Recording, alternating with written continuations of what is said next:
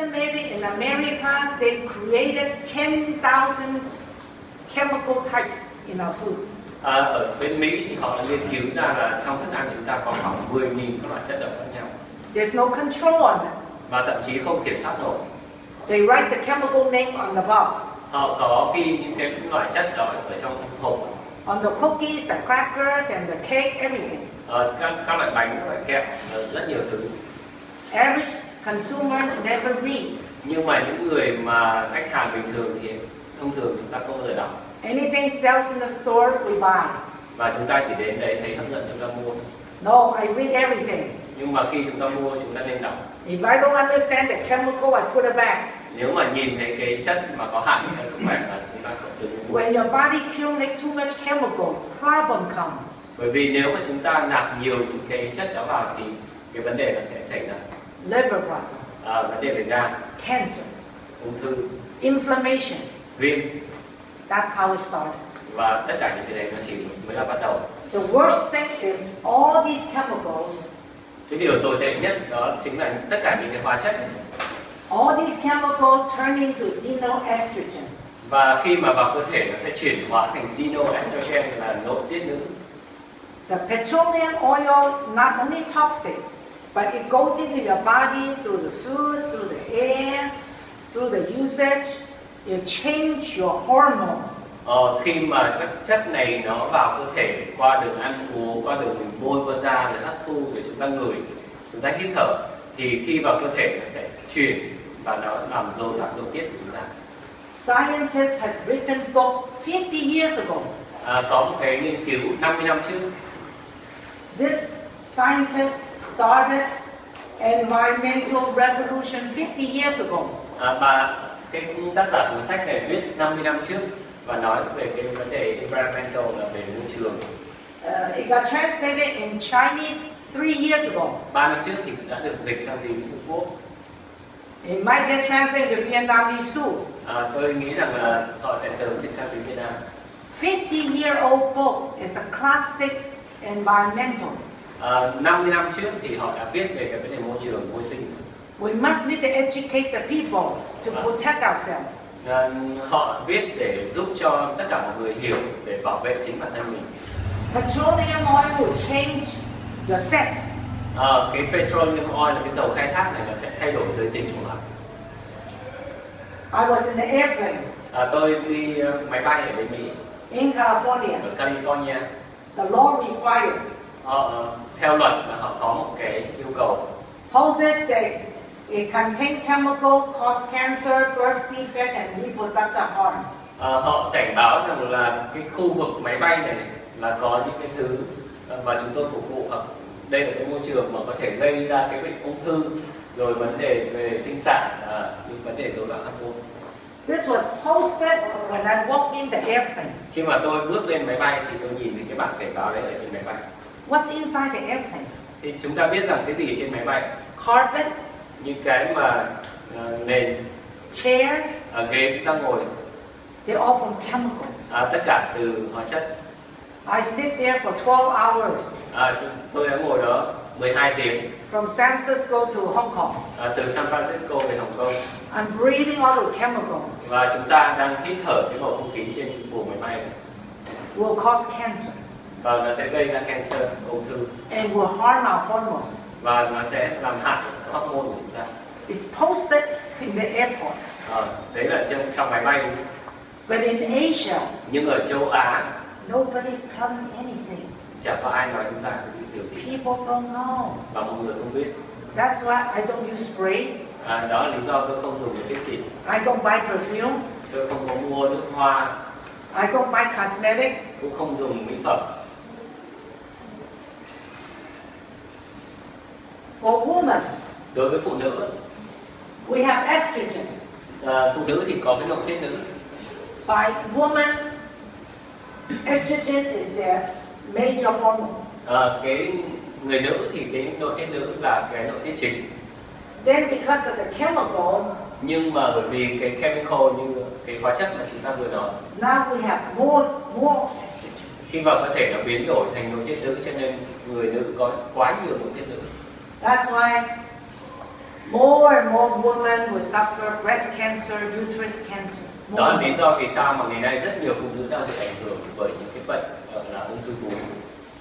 No end. Và không có hồi kết. Only increasing. Chỉ có tăng lên. Yesterday I met a lady here in my hotel. Ngày hôm qua tôi gặp một phụ nữ ở khách sạn. She said, my little girl, 6 years old. Chị nói rằng là con gái của chị có 6 tuổi. She said, my girl already building a female body. Và đã có ngực và phát triển. The mother said, too fast. Quá nhanh. Why? Vì sao? I told her, it's the chemicals. Tôi đã giải thích cho chị đấy, đó là lý do vì hóa chất. And these young girls, when they start puberty so early, they have a high chance of coming down with breast cancer. Nếu mà cái bé mà nó có kinh nguyệt sớm quá thì nó sẽ bị nguy cơ ung thư vú rất cao. For men. Đối với đàn ông thì sao? Men supposed to be predominantly testosterone. Thì cái hormone testosterone là hormone nam chính của người nam giới. Men are different. Người đàn ông thì khác. But too much chemicals. Nhưng mà quá nhiều hóa chất như vậy. In the food. Trong thức ăn. In the air. Trong không khí. In everything we eat. Và trong hầu hết mọi thứ chúng ta đang ăn. Too much female hormone. Khi vào cơ thể thì nó sẽ chuyển hóa thành hormone nữ. Chúng ta thấy rằng cái hormone nữ trong nam nó cao hơn. If this excess female hormone in excess of the testosterone hormone. Nếu mà cái hormone nữ nó cao vượt quá cái hormone nam của người đàn ông, this man will have problem. Thì cái người đàn ông này sẽ gặp rất nhiều vấn đề. Cannot think like a man. Thậm chí không nghĩ, không làm được giống như người đàn ông. Cannot function like a man. Không có hành động giống như người đàn ông. Low sperm count. Và cái tỷ lệ tinh trùng cũng giảm. Prostate cancer. Những ung thư về tuyến. It's estimated now every man 40 years old. Người ta có một cái thống kê là những người đàn ông mà khoảng trên 40. 40 years old. Trên 40 thôi. 6 men, there's one will suffer prostate cancer. Cứ 6 người thì sẽ có một người bị nguy cơ về ung thư. This is serious. Cái vấn đề này rất nghiêm trọng. I read the report in 1990 from the U.S. Department of Agriculture. Bà đọc cái bản báo cáo này năm 1990. They said these chemicals, these xenoestrogen will mutate the male sex organ. Họ khuyến cáo rằng là cái nội tiết nữ này nó sẽ làm biến đổi cái giới tính của người nam. I talked to baby doctors. Tôi đã nói chuyện với rất nhiều bác sĩ. They said now the baby boy born very small penis. Họ nói rằng là trẻ con bây giờ sinh ra rất nhiều đứa chim bé tí. It's not like the old days. Nó không giống như ngày xưa.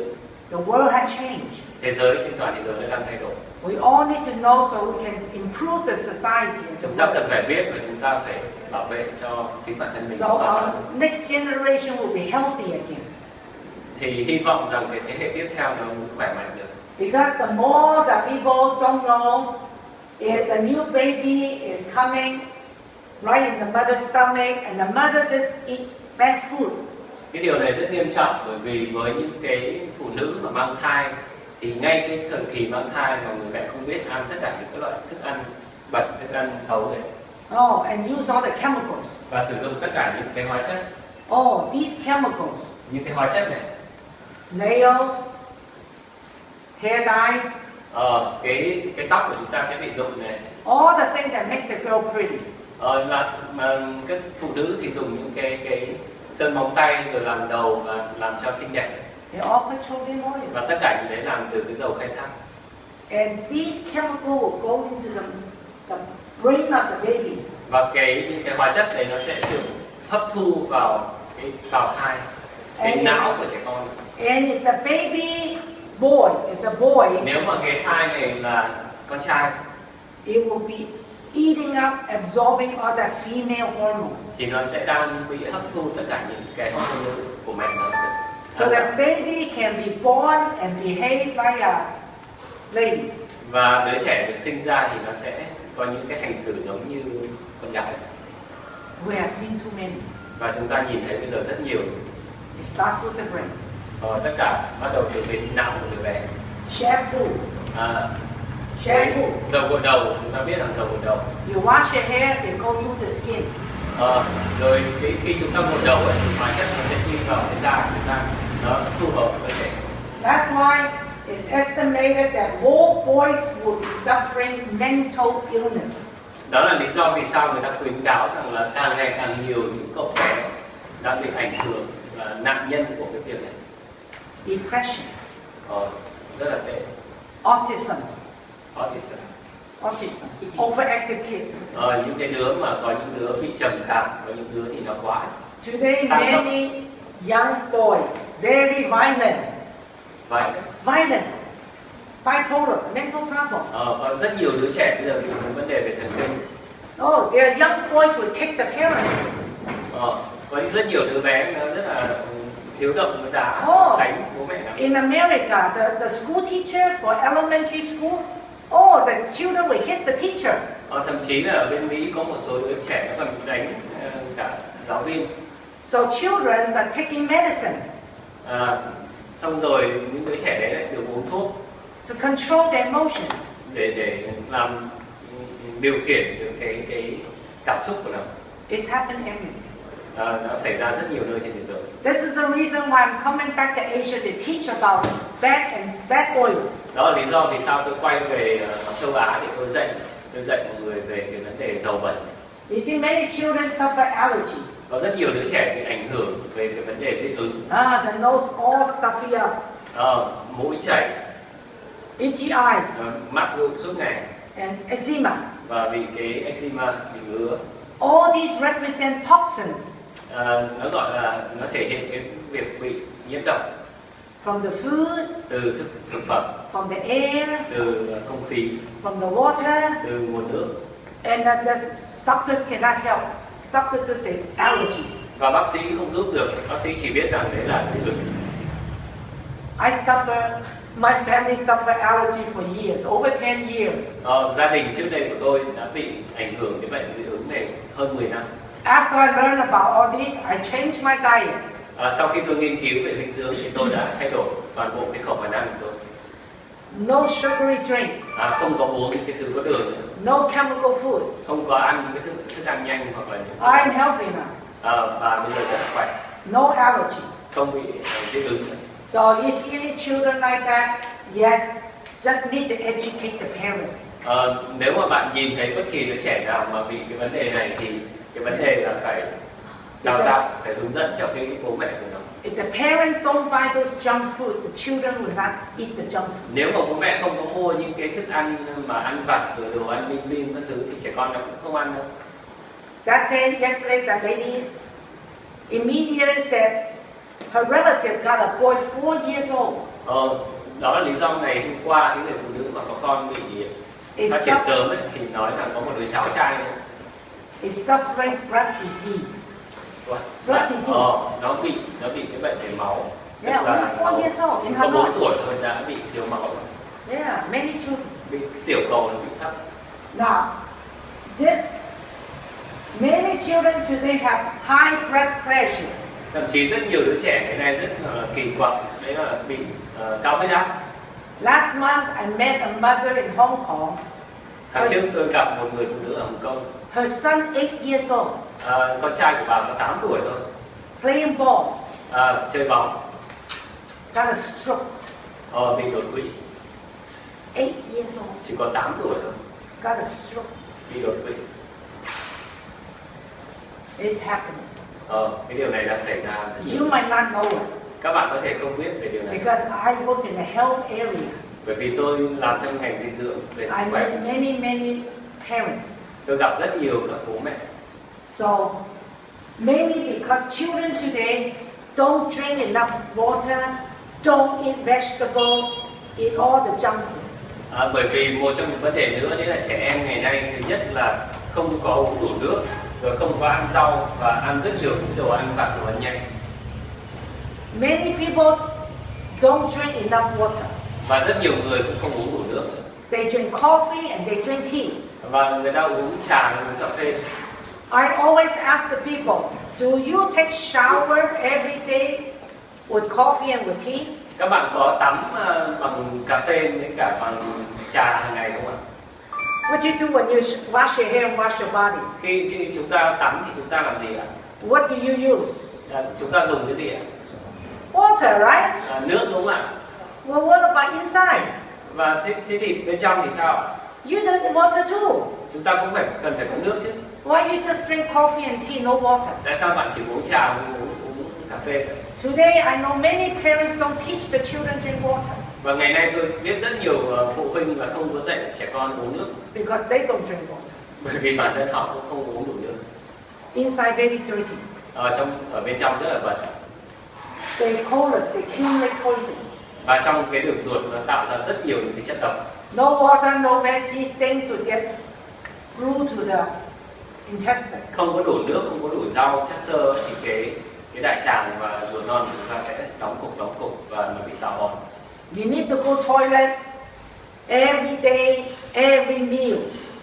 Chúng ta cần phải là đi toilet từng ngày, hàng ngày. In the future, I will talk about colon. Trong tương lai thì tôi sẽ dạy về cái vấn đề về ruột. Our colon goes like one section, and one section, three sections. Ruột của chúng ta thì nó đi theo 3 phần như này, từ đây đến đây đến đây. That's how God made us. Đó là vấn đề. So you eat one meal, you push one out. Khi chúng ta ăn một bữa thì một số nó đẩy ra ở đây. So you eat 3 meals. Chúng ta ăn 3 bữa. You should go 3 times toilet. Thì thường chúng ta sẽ đi toilet 3 lần. People look at me, they say, "Boy, you're lucky to have once a day." Thì mọi người nhìn tôi và thường họ chỉ có một lần một ngày thôi. I seen one lady in Hong Kong. Tôi thấy gặp một người ở Hồng Kông. She told me she goes toilet once every month. Bà nói rằng là bà đi vệ sinh mỗi tháng một lần. Once every month. Một lần một tháng. She said, I eat very little. Tôi ăn rất ít. You know why? She's all packed up. She cannot eat. Bởi vì quá trướng bụng rồi đâu có ăn được nữa. I see many people. Tôi gặp rất nhiều người vì vấn đề như vậy. People suffering cancer, you see, they are packed up. Và mọi người, những người mà có nguy cơ về ung thư và tiểu đường và rất nhiều bệnh khác. So children today eat so much chemical food, junk food, no vegetable, no water. They have high blood pressure. Và những đứa trẻ mà nó không có ăn đủ rau, không uống đủ nước ấy, và ăn rất nhiều những cái đồ ăn tinh hoặc là những đồ ăn ngon, ăn nhanh thì nó sẽ bị nguy cơ về cao huyết áp rất nhanh. So children need help. Trẻ con cần phải khỏe. We adults need to teach them. Chúng ta là những người lớn, chúng ta cần phải dạy. They have a long life ahead of them. Đó cả một tương lai của chúng nó. Today the main subject is about essential fatty acids. Cái chủ đề ngày hôm nay tôi trình bày đó chính là về cái axit béo no thiết yếu. Essential fatty acid is something we must eat every day. Cái axit béo no thiết yếu này là cái mà chúng ta cần phải ăn hàng ngày. It's a science name. Đó là có cái tên được nghiên cứu rồi. In 1931, vào năm 1931, 2 Nobel Prize Awards given to Dr. Nobel. 2 giải Nobel được trao cho bác sĩ Otto. 80 years later, 80 năm sau, his discovery is still very true. và cái điều này vẫn rất là đúng. No oxygen, Không có oxy cancer come up. thì cái ung thư nó sẽ tăng. Oxygen is related to essential fatty acid. Và cái oxy là liên quan chặt chẽ đến cái axit béo no thiết yếu. Essential fatty acids is like good oil. Cái axit béo no này nó tôi gọi là các dầu tốt. Good oil works like a magnet in our body that will attract oxygen. Những cái dầu tốt này nó sẽ làm việc và nó hấp thu cái oxy cho cơ thể chúng ta, từ tế bào của chúng ta. You wonder, is that the air has lots of oxygen. Các bạn sẽ thắc mắc là không khí có rất nhiều oxy đúng không ạ? We're breathing oxygen. Chúng ta đang hít thở rất nhiều oxy đúng không ạ? No oxygen, we die. Chỉ có khoảng 2-3 phút mà không có oxy thì chúng ta sẽ chết. But the scientist is saying the oxygen in the cell. Nhưng mà cái nghiên cứu đây ấy, chính là cái oxy mà được hấp thu vào trong từng tế bào của chúng ta. Not just the oxygen in the lung. Không chỉ là cái oxy mà chúng ta hít vào trong phổi. It's talking about oxygen in every cell. Và ông nói về cái oxy mà hấp thu vào từng tế bào trong cơ thể. This doctor said if you're lacking about just 35% oxygen, within 48 hours. Bác sĩ nói rằng là một tế bào nào đó mà bị thiếu 35% oxy trong vòng 48 tiếng thôi thì nó sẽ chuyển thành cái tình trạng ung thư. Only takes 2 days to become cancer. Chỉ 2 ngày thôi đã có thể trở thành tế bào ung thư rồi. That's why many of our friends. Đó là lý do rất nhiều người bạn của chúng ta. We just had lunch yesterday, very healthy. Mới ăn trưa ngày hôm qua rất khỏe. Very normal. Rất là bình thường. Today he fainted. Ngày hôm nay ngã xuống. Run to the hospital. Và gửi xuống đến bác sĩ. Doctor say cancer. Bác sĩ nói rằng ung thư rồi. We said yesterday very healthy. Ngày hôm qua rất khỏe đúng không? Yes, he only needs 2 days. Thì theo nghiên cứu chỉ cần 2 ngày đã bị chuyển sang tình trạng ung thư. But you look at what you eat. Và chúng ta cần phải cẩn thận với những gì chúng ta ăn. And you look at how your body eliminates toxins. Và cơ thể chúng ta đào thải ra những cái đấy như thế nào? It's got in and out. Phải có vào và phải có ra. You will understand. Các bạn phải hiểu.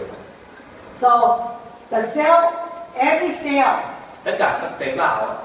Every cell has a membrane. Có hàng tỷ tế bào, nó có mỗi tế bào nó đều có cái màng tế bào bên ngoài. The skin is just a big membrane. Cái da của chúng ta thì là một cái màng lớn ở bên ngoài. So the cell membrane is about 55% cholesterol. Thì mỗi cái màng tế bào này nó có chứa khoảng 55% là cholesterol. Cholesterol is very important to us. Cái cholesterol là rất quan trọng với chúng ta. But today people mistaken cholesterol is bad. Nhưng mà mọi người hiện nay thì lại hiểu lầm là cái cholesterol là tốt, là xấu. You go to a supermarket. Chúng ta đến supermarket. You look at the products they promote. Thấy các sản phẩm được promote. No cholesterol. Không có cholesterol. Low fat. Không có béo. It's like we should not eat cholesterol food. Nhưng mà thực ra chúng ta đâu có ăn những thức ăn cholesterol. In America promote you don't eat eggs. Ở bên Mỹ thì người ta quảng cáo là chúng ta đừng có ăn trứng. Eggs has too much cholesterol. Bởi vì trứng có quá nhiều cholesterol. Wrong message. Cái thông điệp rất là sai lầm. You know where cholesterol come from? Các bạn biết là cholesterol đến từ đâu không? Our liver. Gan của chúng ta. Makes the cholesterol. Tạo ra các cholesterol. The good one. Nhưng mà là cholesterol tốt.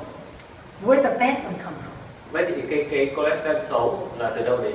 From overeating animal fat, yes. Từ tất cả những cái thực phẩm, thức ăn động vật chúng ta ăn vào. Or eating too much sweet. Ăn quá nhiều đường, ăn quá nhiều đồ ngọt. Or come from no exercise. Đến từ cái việc chúng ta không có vận động. There's a reason. Đó là lý do.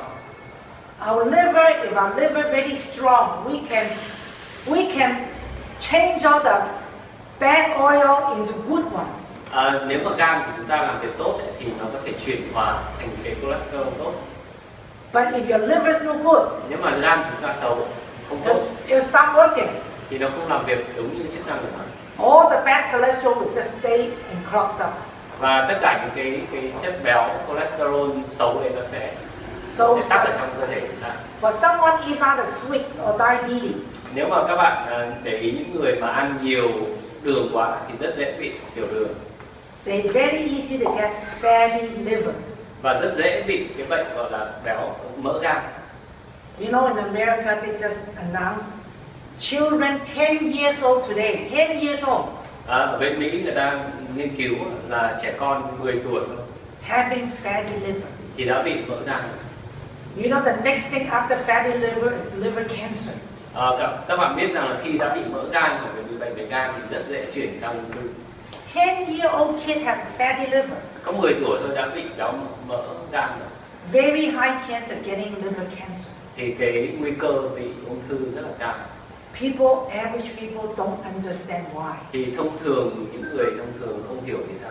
But today you look at every junk food out there. Thì ngày nay chúng ta nhìn thấy tất cả những đồ ăn nhanh của chúng ta.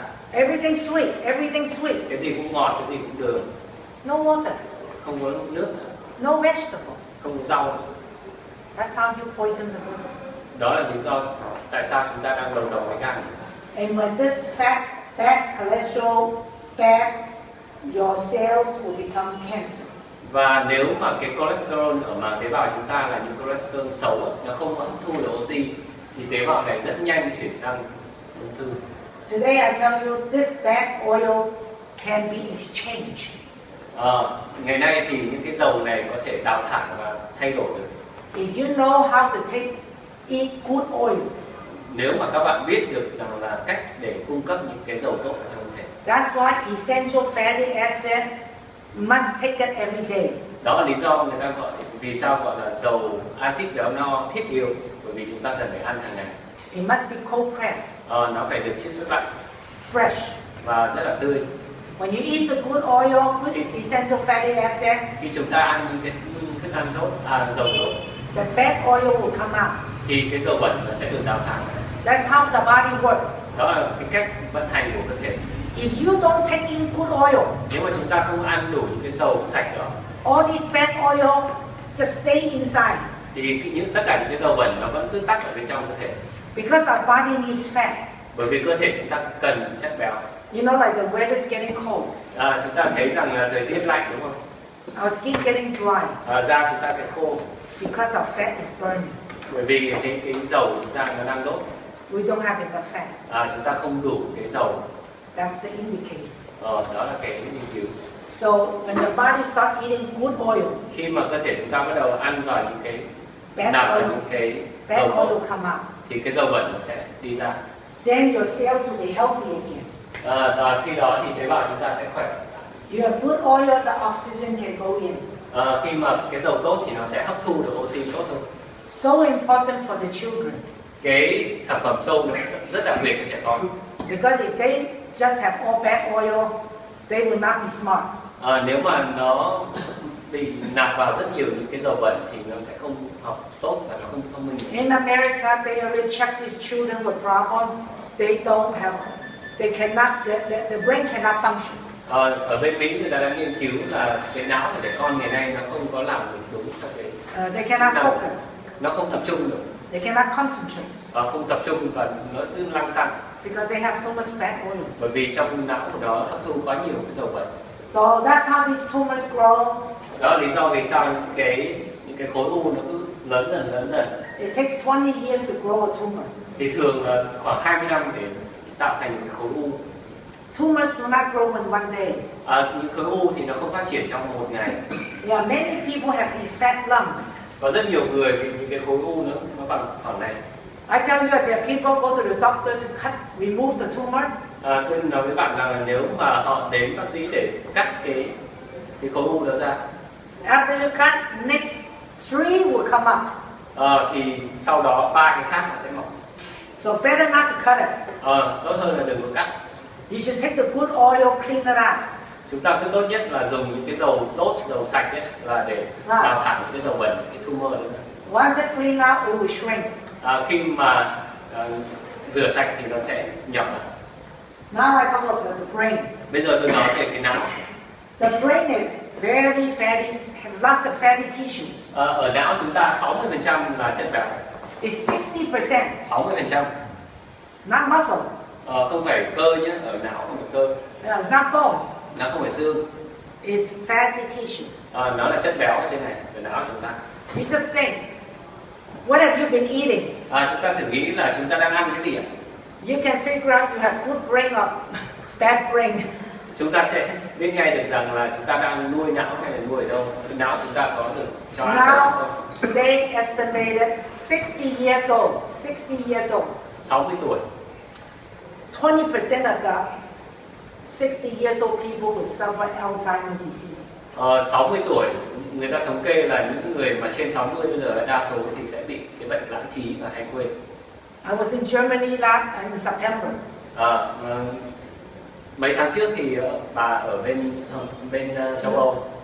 I visited 3 families in Germany. Bà đã gặp 3 gia đình ở bên Đức. One is a doctor. Nhà thứ nhất là bác sĩ. 77 years old. Mấy chục năm. The other one is also 72 years old. Mấy chục tuổi rồi. Engineer. 77. And another one is an artist. Một người khác là những người nghệ sĩ. All 3 of them suffering Parkinson. Cả 3 người họ đều bị ảnh hưởng cái bệnh run chân tay Parkinson. Very sad. Rất là buồn. They're intelligent people. Họ là những người rất thông minh, Very smart. rất thông minh. Now they're 70 some years old, they're suffering. Bây giờ họ hơn 70 tuổi thì họ They have just got a shaking. và họ cứ gật gù. Eating bad oil. Bởi vì họ ăn rất nhiều những dầu bẩn. There's one oil called canola oil. Có một cái dầu gọi là dầu Canola. canola. Yeah, come from Canada. Đến từ Canada. C-A-N-O-L-A is popular in Asia now. Bây giờ ở bên châu Á cũng rất là thông dụng. Yeah, it's called canola. Canola. And this oil has been promoted from Canada to USA. I ate a lot. Ngày đấy thì bà ăn rất nhiều cái dầu đấy. They use the advertising no cholesterol. Và ngày đấy thì họ quảng cáo là không có cholesterol.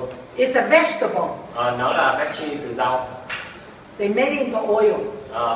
Làm chiết xuất ra dầu. But that vegetable was GMO. Nhưng mà cái cây đó nó lại là cây biến đổi gen. Now after 20-30 years they promoted, we've been eating. Many people suffer mental problem. Và ngày nay sau 30 năm những ai mà sử dụng những cái loại dầu đấy nhiều thì rất nhiều những người đang bị vấn đề về. You can go search in Google, you see it. Và các bạn có thể kiểm tra trên Google. They tell you don't buy canola oil. Họ nói rằng đừng có mua cái dầu đấy nữa. But they advertise in the supermarket and say no cholesterol, so people go buy it.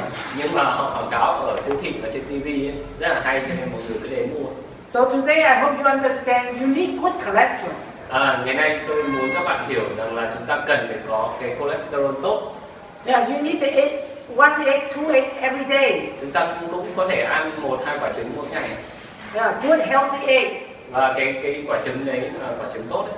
If you can find good and healthy egg. Các bạn có tìm được mấy cái nguồn trứng tốt không? You probably have to raise your own chicken. Thì chúng ta đừng nuôi gà. Your brain controls your hormones. Não của chúng ta thì về thể chất là điều khiển hầu hết mọi hoạt động của cơ thể. If the brain has bad oil, nếu mà não chúng ta có những cái dầu bẩn, your hormones will be all bad. cái hormone của chúng ta sẽ rất là tệ. Your immune system will be bad. Cái hệ miễn dịch của chúng ta cũng rất tệ. Because the brain is the master. Não chúng ta giống như là cái trung tâm điều khiển chính. The brain is a control center. Nó giống như cái trung tâm điều khiển. If your brain all clogged up, nhưng mà nếu mà não chúng ta đang bị tắc nghẽn, your whole body somehow, somewhere, sometime will be breaking down. thì chỗ nào đó ở cơ thể của các bạn nó sẽ bị vấn đề. And the brain today, the worst thing is the cellular phone. Ngày nay một trong những cái tệ nhất đó chính là điện thoại di động, those computers, máy tính nữa, those tablets, tablet, máy tính all bảng, the Wi-Fi electronics. và rất nhiều những cái sóng. It's called electromagnetic field. Đó là người ta gọi là những cái sóng điện tử. Recently I saw this news in the Google. Bây giờ thì bà đã nghiên cứu và rất nhiều các nghiên cứu. This happened in England. Ở bên Anh ấy, A 15-year-old girl. Khoảng 15. 15. Một cô bé 15 tuổi. Young girl. Rất là trẻ. Suffer electromagnetic hypersensitivity. Bị cái ảnh hưởng vì sóng điện tử. Because every home has Wi-Fi, everywhere is Wi-Fi. Chúng ta nhìn thấy là rất nhiều những cái sóng, nhà nào cũng có sóng, những cái sóng. Mobile phone. Và đặc biệt là sóng điện thoại. All the frequency. Rất nhiều những cái sóng đó. You know, we have 20 people here. We all have mobile phone. Chúng ta có khoảng 20 người ở đây, ai cũng có điện thoại đúng không ạ? Every one of us can receive the cellular phone call same time. Chúng ta sẽ bị nhận những cái sóng độc đó cùng một lúc. Every frequency is different. Mỗi cái sóng đấy nó đều có cái tần số khác nhau. So everyone getting attacked. Và tất cả mọi người đang bị tấn công. Attack the brain. Tấn công vào não chúng ta. This is very serious. Cái vấn đề này rất nghiêm trọng. Already in America, the first cellular mobile company CEO died of brain tumor. Ở bên Mỹ thì có một người CEO của một công ty về điện thoại là chết vì u não. He invented cellular phone. Ông ta là old days, those are the big ones. Cái loại điện thoại lớn. It is estimated in the future many people will be suffering brain tumor disease. Và trong tương lai và hiện tại trong tương lai nữa là rất nhiều người đang bị ảnh hưởng não từ. Because the mobile phone attract the radiation so much. Bởi vì cái sóng điện thoại nó tấn công cái não chúng ta rất nhiều, rất mạnh. It's like a microwave oven. Nó giống như là cái lò vi sóng nữa. Cooking the brain. Nó nấu cái não của chúng ta. That's why when the mobile phone rings, you let it like this. Đó là lý do vì sao khi mà điện thoại rung lên ấy, thì các bạn để như này. You hear the ringing go like this, when they say receive, then you put it in your ear. Khi mà họ nói ở đây rồi thì hãy đưa lên tai. If it's ringing, you receive a right away that strong attack hit you Nếu very mà fast. vừa mới có điện thoại các bạn để lên tai các bạn nghe thì cái lúc đó sóng nó tấn công não rất là mạnh. You better use microphone. It's very serious. Cái vấn đề này rất nghiêm trọng. Because as the brain, 60% fatty tissue. Bởi vì cái não chúng ta 60% là những cái chất béo. In the back of your brain. Ở đằng sau não 12 pairs of nerve. có 12 cặp Control everything from head to toes. Điều khiển hầu hết mọi hoạt động từ trên đầu đến ngón chân. And you can read that. I have this material. Thì các bạn có thể đọc ở đây.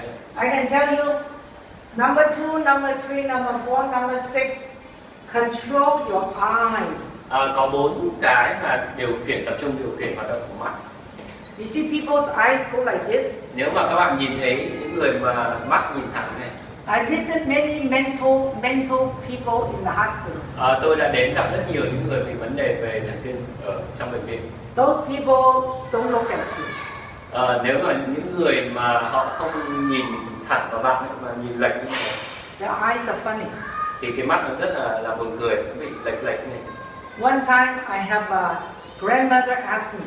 Có một lần là có một người bà mẹ. I was in Korea. Lúc đó bà đang ở Hàn Quốc. She has 2 grandchildren. Có 2 đứa cháu. 6 years old and 4 years old. 6 tuổi và 4 tuổi. They are boys. Họ là con trai, đúng một con trai. And they work in China, the father. Người bố thì làm việc cho Trung Quốc. Because they know that the 2 grandchildren, something wrong with the brain. Bởi vì bà biết rằng là có vấn đề gì đó về não với cả 2 đứa trẻ này. They went back to Korea for examination.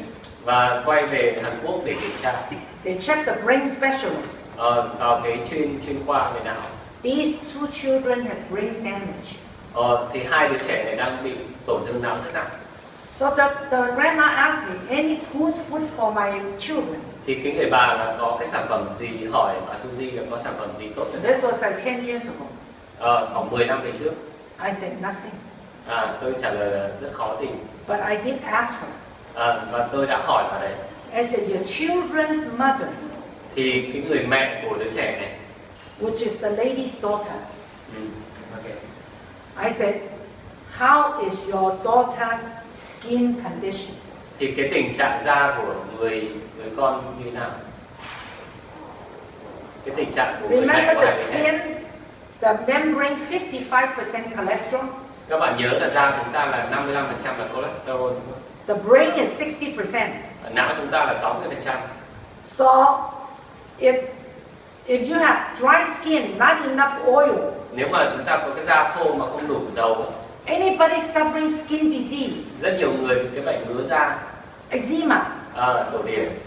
that means they don't have enough oil. Đó là lý do họ không đủ dầu trong. And then the body will borrow the fat from the brain.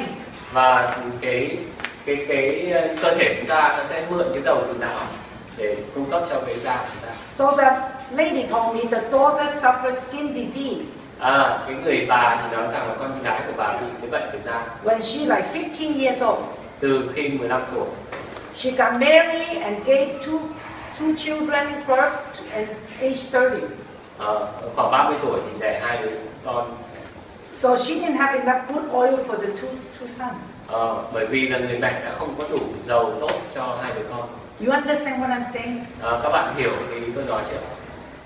Health problems started long time. Cái vấn đề về sức khỏe nó bắt đầu từ lâu rồi. If you know anybody, children suffering skin disease, nếu mà các bạn biết những đứa trẻ mà bị bệnh về da, you better go look for good oil. Thì chúng ta cần phải tìm mua những sản phẩm From dầu food. tốt từ thực phẩm To replenish it. Để có thể cung cấp. Otherwise, later the brain will be short. Nếu không ấy, thì cái não chúng ta dần dần nó sẽ bị teo lại. And then it will hurt the next generation. Và chúng ta sẽ làm tổn thương cái thế hệ tiếp theo. More so today, we use cellular phone, we use tablets, computer, all this radiation and burning effect. Tất cả những thứ mà thiết bị điện tử chúng ta đang dùng ngày nay là nó đang đốt cái não của chúng ta. The people older, they are more healthy. Những người mà già trước đây, thế hệ trước đây thì họ rất là khỏe. But today, the young people are suffering. Nhưng mà ngày nay ấy, thì những thế hệ trẻ nó đang bị ảnh hưởng rất nặng. And did you, in Sweden, Ở Thụy Sĩ, in the world, they find out cellular phone radiation penetrating the skull. Họ đã nghiên cứu ra một cái con số này. Don't give mobile phone tablets to your children. Đừng bao giờ đưa điện thoại và những cái đồ này cho trẻ con. 5 years old and younger. Nếu mà trẻ con dưới 5 tuổi, 80% of the radiation will cái tần số sóng này 80% nó sẽ được bị hấp thu vào não của trẻ con. penetrate the brain cell. Nó sẽ làm cho cái cái tế bào chúng ta bị tổn I thương. see many children playing with the mobile phone. Và tôi thấy rất nhiều đứa trẻ con cứ chơi. You better not give it to the 5-year and younger. Tốt nhất là đừng đưa cái điện thoại cho trẻ con. When the brain is damaged, it's too late. Nếu mà cái não mà nó đã bị tổn thương thì lúc đó. That's why you must feed your children with good oil every day. Đó là lý do chúng ta đừng có đưa điện thoại và cho trẻ con ăn những cái đồ ăn tốt. 10 years old, about 50%. Những đứa trẻ mà dưới 10 tuổi thì nó đến 50%. Adult 10%. Những người lớn thì khoảng 10%. You see, everything is hurting the young children today. Các bạn thấy rằng là mọi thứ đang làm tổn thương con cái thế hệ của chúng ta. This home has Wi-Fi. Cái nhà này có wifi đúng không? Everyone has mobile phone. Tất cả mọi người đều có mobile phone. All the frequencies are here. Tất cả những cái môi trường sinh môi. So you have babies Có walking trẻ around. con đang chơi ở đây. Already has it. Nó đang bị tổn thương. We can never go back. Chúng ta không quay lại cái thời ngày xưa. We cannot survive without mobile phone. Chúng ta không tồn tại nếu chúng ta không có điện thoại. We need computer. Chúng ta cần có máy tính. So this is why we have to step up eating good cold pressed oil. Đó là lý do vì sao chúng ta cần phải cung cấp cho con của chúng ta và bản thân chúng ta những cái dầu tốt. Everyone needs. Tất cả mọi người đều cần. It's called essential fatty acid. Thế người ta mới gọi là dầu axit béo no thiết yếu. Already long time, pesticides will damage the nervous system in the children. Đây cũng là cái nghiên cứu mà rất lâu rồi người ta đã đưa ra cái vấn đề này. If you can't go organic, nếu mà các bạn có thể ăn được những thức ăn mà organic. Vietnam is a farming country. Việt Nam là cái đất nước nông nghiệp đúng không? And we need to preserve the soil. Chúng ta cần phải tạo ra nhiều cái soil. Grow vegetables, fruits naturally. Chúng ta nên nuôi trồng một cách tự nhiên hơn. Because then we human eat the veggie will be healthy. Chúng ta ăn thức ăn tốt thì chúng ta sẽ khỏe mạnh hơn. No more chemicals. Không có cái hóa chất. We have seen enough. Chúng ta thấy đủ rồi. Damages. Rất là nguy hiểm. And junk food, they done studies. If you take in high sugar, high fat. Những cái đồ ăn vặt đấy mà họ cũng có nghiên cứu rồi, nếu mà ăn nhiều cái đồ ăn vặt này. Too many fatty food and too many sugary food. Quá nhiều những cái dầu bẩn với cả cái đường chất ngọt. It will do harm to your brain. Và nó cũng làm hại cái não của trẻ con. Because these are bad fat. Tất cả những cái này là những cái dầu bẩn. Sugar, when you eat the sugary thing, in the glucose in your bloodstream that you cannot use up will convert into saturated fat. Nếu mà cái đường của chúng ta, đặc biệt đường glucose mà chúng ta thấy ở các nước uống, kẹo hoặc là bánh, chúng ta cung cấp vào cơ thể và cơ thể chúng ta không có xử lý được hết, nó chạy trong cơ thể và nó sẽ chuyển hóa thành những cái dầu rất là bẩn trong cơ thể. Bad fat and sugar all together are bad. Cả cái dầu bẩn và cái đường đều rất là tệ. This is the reason why so many people suffering bad cholesterol, heart attack and stroke.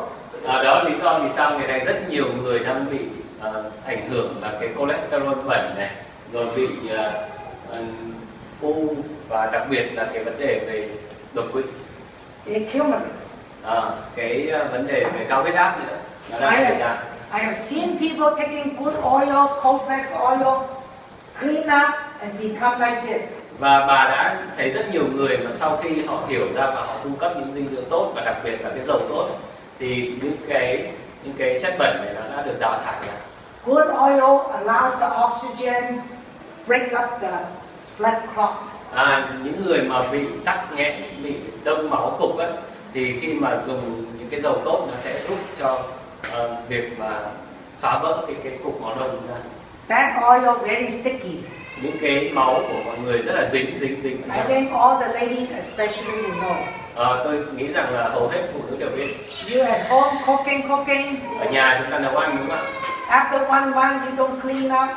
Sau một tháng chúng ta không rửa. Your wall, your cabinet all sticky. Cái bếp chúng ta rất là dính và rất là bẩn đúng không ạ? So when you eat the food, inside sticky too. Khi chúng ta ăn thức ăn ở trong người nó cũng dính như vậy. Same thing. Nó cũng giống như vậy. So that's why you know we can clean that up. Chúng ta biết rằng là chúng ta có thể đào thải nó ra. We're eating good oil, the oxygen will free up the blood. Chúng ta ăn những dầu tốt thì những cái oxy nó sẽ làm giải phóng những cái bẩn này ra. The liver needs a lot of good oil. Gan của chúng ta cần rất nhiều dầu tốt. If you don't have good oil, the liver will be like this. Nếu mà gan chúng ta không được cung cấp đủ dầu tốt thì nó sẽ thành xơ gan như vậy, viêm gan. It will turn into dryness. Nó khô. And it will cause your indigestion problem. Và đặc biệt liên quan đến vấn đề về tiêu hóa nữa. Constipation. Rất nhiều. It's all because of liver. Nó bắt nguồn từ gan của chúng ta. And if this liver gets really bad, khi mà gan chúng ta đã tệ như vậy, it will be diarrhea. Diarrhea, watery. Thậm chí là chúng ta sẽ bị đi ngoài. Either you cannot go hard or watery. Và thi thoảng thì chúng ta bị gọi là táo bón, chúng ta cái cục nó quá cứng nó không chui ra. Many people I met. Rất nhiều người tôi gặp. Even young people, 30 years old. Thậm chí là những người trẻ khoảng 30 tuổi. They work in a chemical environment. Họ làm việc trong cái môi trường rất là độc hại. My friend has a clothes factory. Bạn của tôi là có cái nhà máy làm về quần áo. These are all chemical. Tất cả những cái này là hóa chất. All the colorings are chemical. Tất cả cái màu này là hóa chất. He press clothes. He press. Steam. Okay. The steam come out. All the chemical he inhale it. Khi mà chỉ có lò ủi thôi, làm nóng thôi mà tất cả những chemical này ra, họ hít thở vào. And he thought he had just stomach problem. Mới đầu thì cứ nghĩ là vấn đề về dạ dày thôi. He go see doctor all the time. Đi kiểm tra bác sĩ thường xuyên. Doctor say nothing. Bác sĩ nói không có vấn đề gì. Stomach indigestion. Chắc là bị viêm dạ dày thôi. Tell you this is the liver. Đó là vấn đề về gan đó. Later on he diagnosed with liver cancer. Sau đó thì anh ấy bị chết vì ung thư gan. This is it. Vấn đề như vậy. The liver is a chemical factory. Đó là cái kho, cái nhà máy của chúng ta, cái gan của chúng ta giống như nhà máy của chúng ta. Exposed to so much chemical. Nếu mà chúng ta ăn hấp thu quá nhiều những cái it will kill your liver. Những cái chất độc hại, những thức ăn độc hại thì nó sẽ giết cái gan của chúng ta. You need to eat good oil. Chúng ta cần phải ăn dầu tốt. To lubricate, to get it back in the good shape. Để giúp cho cái gan của chúng ta là quay lại cái chức năng tốt của nó. Your kidney. Và thận chúng ta nữa. Need good oil. Cũng cần phải có cái dầu tốt. Because the bone marrow, the kidney help the bone make the red blood cell. Bởi vì thận chúng ta hỗ trợ cho cái tủy trong xương ấy, để tạo ra những cái máu hồng cầu, bạch cầu và tiểu cầu. If you don't have good oil, these cells will be not good shape. Nếu mà chúng ta không có đủ dầu tốt ấy, thì những cái tế bào trong tủy của chúng ta nó sẽ không có tốt. And if you don't have enough good blood, your liver, your kidney will shrink.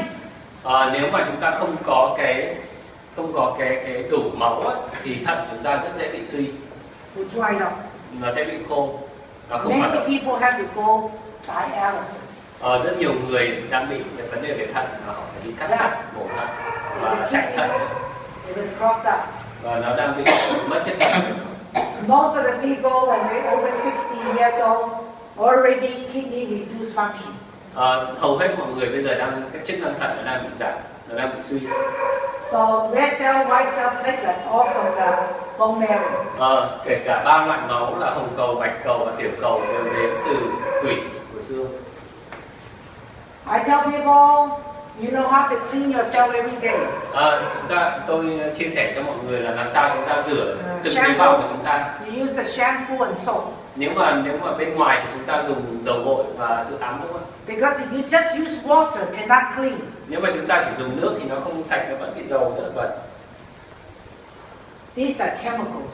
Nhưng mà đáng tiếc là cái dầu gội với cả sữa tắm cũng từ hóa chất. Same thing on food. Vấn đề từ thức ăn cũng vậy.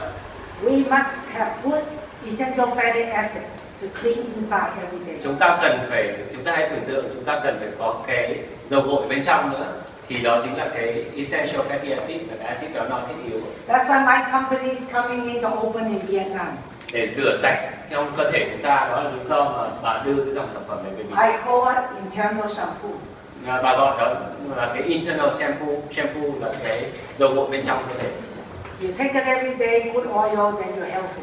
Chúng ta ăn những cái dầu tốt này vào hàng ngày thì chúng ta sẽ khỏe hơn. I share one story.